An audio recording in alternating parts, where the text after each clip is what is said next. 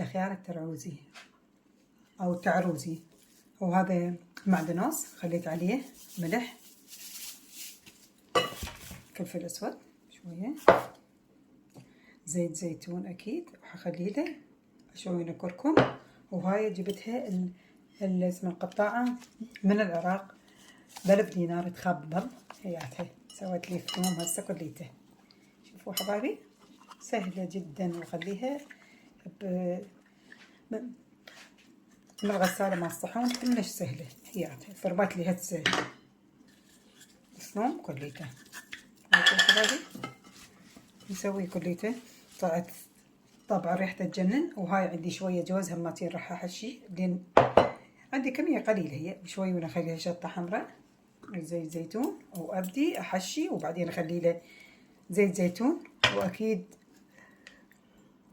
جابت له خل هماتين، لان احنا هنا عندنا بالسويد هذا الخل الموجود هو مو كل زين، مو مثل العراق من هذا كلش اصلي.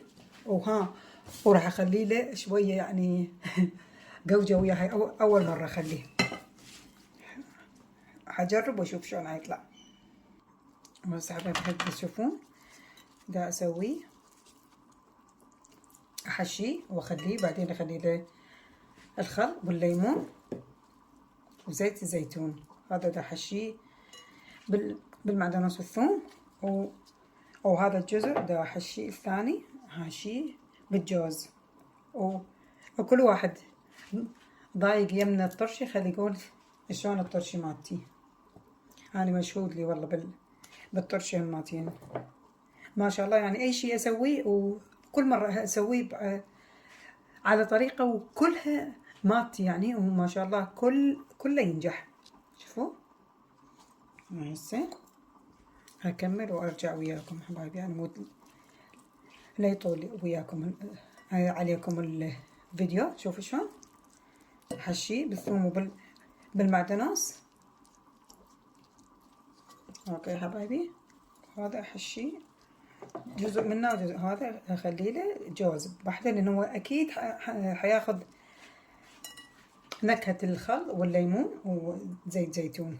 اكمل هاي الكمية كلها وراح اذب وياه قوجة. هاي اول مرة اشوفه. اكيد هم راح نضيف له حموضة وهماتين حتصير طعم جديد ان شاء الله. اوكي اكمل حبايبي وارجع لكم. هسه حبايبي بعد ما حشيت خلصت كليته ما شاء الله 7 صنايع والبخت ضايع ان شاء الله. الحظيم رب العالمين عند رب العالمين ان شاء الله يا رب. هسه هاي راح اكملها كليتها. انا مود وياكم. انا مود اخلي الليمون والخل مثل ما قلت لكم وزيت زيتون. وهاي هماتين صار عندي جوز بقى فقمت اخليه وياه كليته حشي نفس الشي يعني. هسه كملت كليته قدامكم. خلص الثوم والمعدنوس.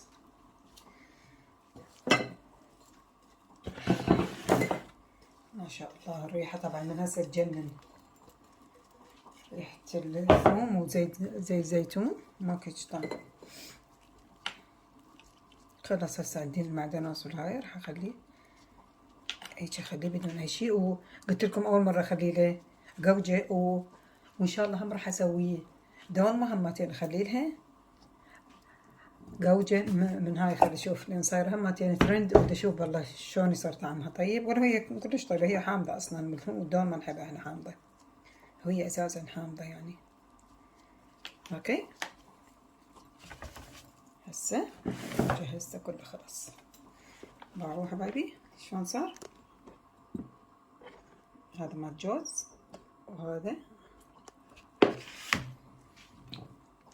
مال ثوم ومال معدنوس. هاي بقت اخير شي دا احشي مال جوز. يعني خلص عندي الثوم والمعدنوس. اوكي حبايبي هسه رجعت لكم. ثاني بقنا اخير شي. خلصت هسه الخيار همتين اخير شي. راح اشيل الباقي من الجوز. هذا عندي المسواق الشهري، او اني اعرف بعد هي ام البيت تعرف شلون تنسق المسواق كليته. اوكي، هذا اللي بقى عندي زايد هم اضيفه. بسم الله الرحمن الرحيم. شوفوا حبايبي، شوفوا شلون صار. ياته هذا حشيته كليته، هذا الجوز، هذا الثوم ويا المعدنوس. اكيد راح اضيف له الخل، واذا عندكم هماتين وياه اسمه تمر هند هماتين ضيفوا له يصير ويا الطرشي يخبل. بس انا عندي هذا شويه باقي تمر هند من السابق اللي عندي. بسم الله الرحمن الرحيم. شوفوا هسه دا اخلي الخل عليه. حماته كارثة تجنن. هذا زيت زيتون اكيد، ولازم ينغمر اكيد بالخل. وعندي هماتين هذا الزيتون نخليه وياه.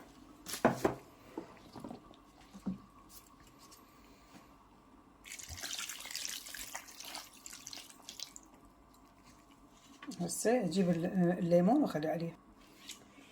شو اقول لكم على الريحه اللي والله العظيم ملت كل المطبخ. وهاي اخلي الليمون هم وياه شرائح الليمون.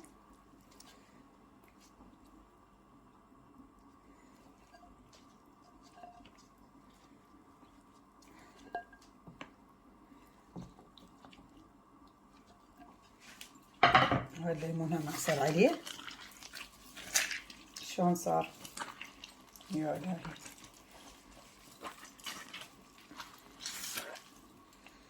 طرش يجنن. هاي القوجة وهذا الخيار اللي بقى. هسه هذا فد يومين ان شاء الله ناكله، او يجوز باكر ناكله ان شاء الله. يراد له خله شوي لازم اجيب له ان شاء الله باكر. ونضيف عليه لازم الخل كليته يغمره. اوكي، هاي خليت القوجة وهذا الترشي.